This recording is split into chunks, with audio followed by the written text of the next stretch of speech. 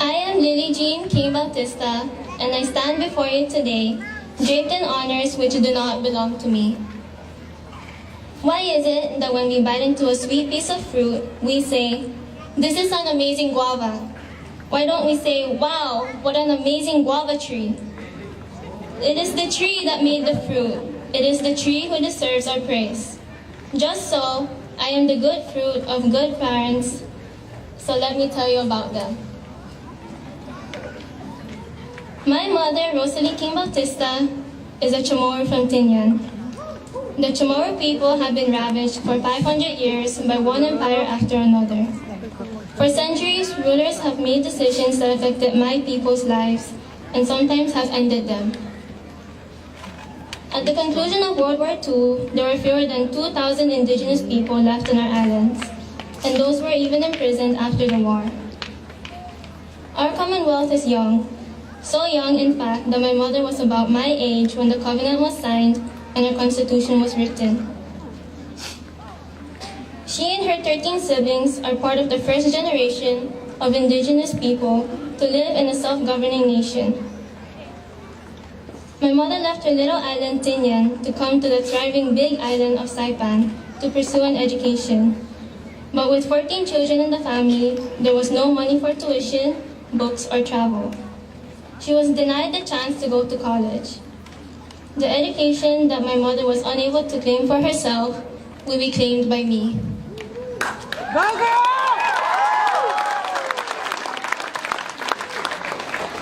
My father, Luisito de Luz Bautista, was born in Imus, Cavite, Philippines. For 11 years, my father has worked at Kagman Elementary, doing all the unnoticed things that make education possible for young people. Be strong.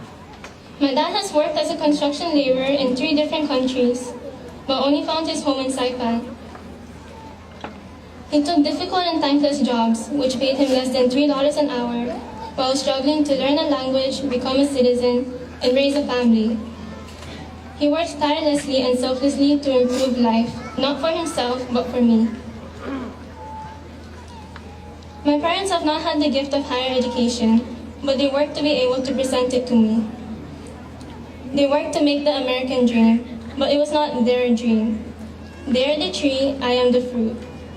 Their American dream was never to be realized in their lives, but it has been realized in mine. It is through their sacrifice that I was able to earn perfect grades. It is through their efforts that I have the courage to stand in maroon robes before you today. It is thanks to my parents that I will attend Utah State University this August with a full tuition scholarship. Their sacrifices have known no bound. My gratitude knows none either. The honors which you bestow upon me today, robes of dignity and sashes of praise, are not mine. These were earned in the heat of the day with sweat in their eyes by my parents. May I ask my parents to please join me on the stage and receive the honors which they were earned.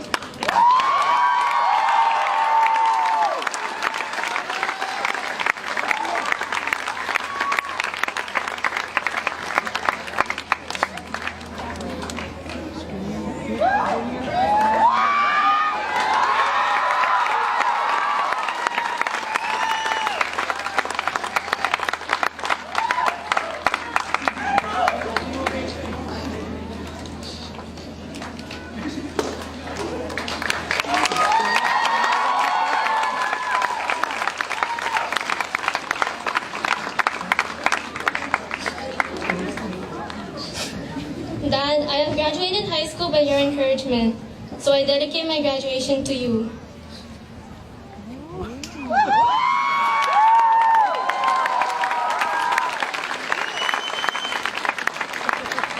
Mom, they call me a scholar, but I have learned my most valuable lessons from you.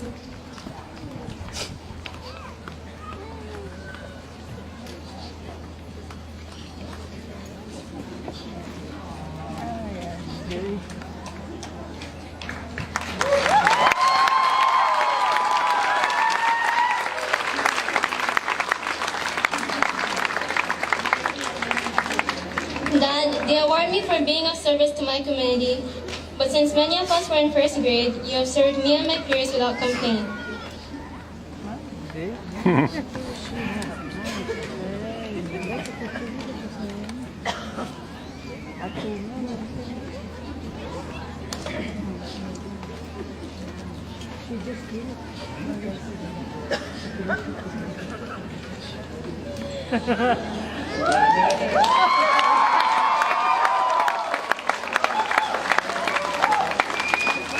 these awards and honors that are given to me belong also to my parents, my teachers, my counselors, our KHS staff and administration, and to my friends. We share in our successes together. Ladies and gentlemen, please congratulate my father and mother, Luisito and Rosalie Bautista.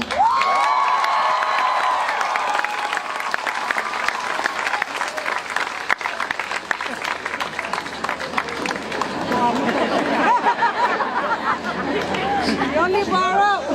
Thank you. Now go sit down and enjoy the rest of my speech.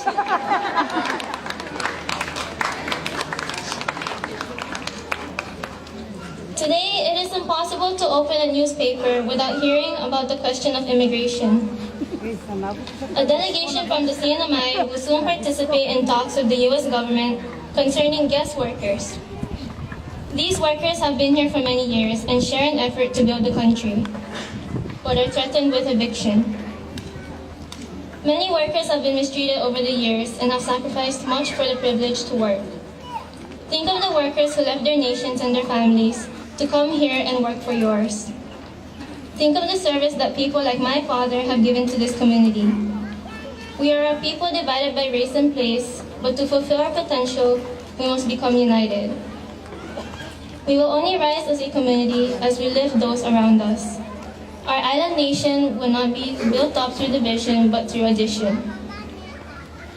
One candidate for President of the United States has spoken vitriol and acridity to immigrants of this country, and it is tempting to buy into an angry worldview. Before you're tempted to listen to the insult hurled at those who are different, please consider this.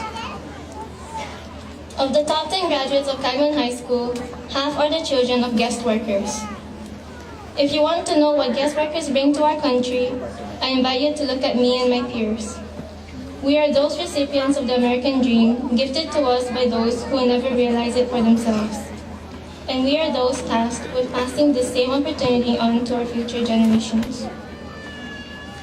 I congratulate my peers, but I challenge you as well. You must take off these robes and join the effort to build a better world. You must recognize that you have arrived at this stature by standing on the shoulders of those who came before you. We are the good fruit of many good trees. By our actions, the world will know our parents, our people, and our islands. Thank you, Shesha, si Zeus Maasi, Alumway, Kiliso, Masulang, maraming salamat po, kamsahamnida, and domo arigato.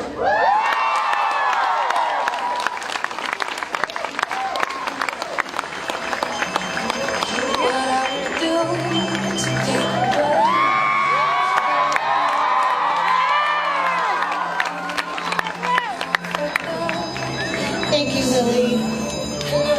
Now I'd like to invite our early graduate valedictorian, Benelin Camacho.